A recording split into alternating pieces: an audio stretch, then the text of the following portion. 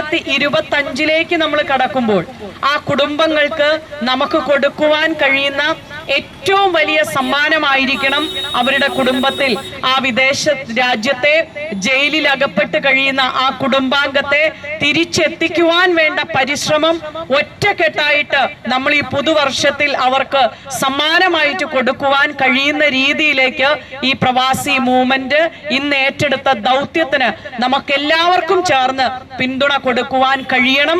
ഈ പരിപാടി ഉദ്ഘാടനം ചെയ്തതിനും ഞങ്ങളോടൊപ്പം ഇവരുടെ ഈ സങ്കടത്തിൽ ഒത്തുചേർന്ന് ഒരു സമാശ്വാസമായി മാറുന്നതിനും നിങ്ങളോടുള്ള നന്ദി പറഞ്ഞാൽ തീരില്ല. അടുത്തതായി നമ്മളോട് രണ്ടു വാക്ക് സംസാരിക്കുന്നതിനായി ചേംബർ ഓഫ് കൊമേഴ്സിന്റെ മുൻ പ്രസിഡന്റായ റഫി പി ദേവസിയെ ഞാൻ ക്ഷണിച്ചുകൊള്ളുന്നു. നമ്മളിവിടെ ഈ ഒരു പ്രശ്നത്തിന് ഈ കിഡ്സ് ആൻഡ് കോർണറിൽ നമ്മളിപ്പോൾ 3-ാം തവണയാണ് ഇപ്പോൾ നമ്മളിവിടെ കൂടുന്നത്. നമുക്ക് എല്ലാവർക്കും ഒരേ ഒരു ഉദ്ദേശമുള്ളൂ.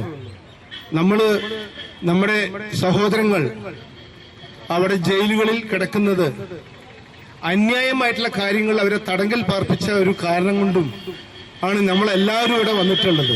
കാരണം ഇവിടുത്തെ പീനൽ കോഡും ഇവിടുത്തെ വ്യവസ്ഥതയെല്ലാം മറ്റുള്ള രാജ്യങ്ങളിലും ഉണ്ടാവുക. നിങ്ങൾക്ക് എല്ലാവർക്കും അറിയണവരെ നമ്മളൊരു അന്താരാഷ്ട്ര കാര്യത്തിൽ അന്താരാഷ്ട്ര ലെവലിലുള്ള ഒരു കാര്യങ്ങൾ നമ്മൾ എങ്ങനെ അവിടെ നമ്മുടെ സ്വരങ്ങൾ എത്തിക്കാം, ഇതിന് എല്ലാവിധ ഭാവങ്ങളും നേർന്നു. ഇതിന്റെ നമ്മുടെ വിചാരിച്ച എല്ലാവരും റിലീസും എത്രയും പെട്ടെന്ന് തന്നെ നടക്കട്ടെ എന്ന് ആശംസിക്കുന്നു.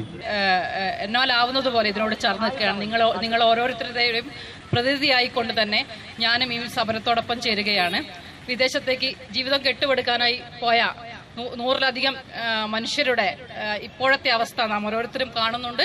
ഇതിനോട് ശക്തിയായി ചേർന്ന് നിൽക്കുകയും ഈ ഒരു അവസ്ഥയിൽ നിന്ന് അവരെ മോചിപ്പിക്കാൻ നമ്മളാലാവുന്നത് നമുക്ക് ചെയ്യാൻ കഴിയട്ടെ. ഓരോരുത്തരും അതിനുവേണ്ടി മുന്നോട്ടിറങ്ങണം എന്നുകൂടി പറഞ്ഞുകൊണ്ട് എല്ലാവിധ ആശംസകളും നേരുന്നു. പലരുടെ മനസ്സിലേക്ക് ഒരു പ്രതീക്ഷയാണ്. ഒരു വലിയ ഇരുണ്ട ഗുഹയ്ക്കകത്ത് നമ്മൾ നിൽക്കുമ്പോൾ അവിടെ നമുക്ക് വലിയൊരു ട്രാൻസ്ഫോമറിൽ നിന്ന് ലഭിക്കുന്ന വലിയ വൈദ്യുതിയുടെ സഹായത്തോട് കൂടി കത്തുന്ന 100 ട്യൂബ് ലൈറ്റുകളുടെ വെളിച്ചം ഒരുപക്ഷെ വേണ്ടി വന്നിരിക്കില്ല. അവിടെ നമുക്കൊരു മെഴുകുതിരിയുടെ നാളം മതിയാവും ആ യാത്ര പൂർത്തീകരിക്കാൻ. ഇവിടെ പ്രതീക്ഷയോടുകൂടിയാണ് നമുക്ക് ചുറ്റും നിൽക്കുന്ന സഹോദരിമാരും സഹോദരന്മാരും അനിയന്മാരും കുട്ടികളൊക്കെ.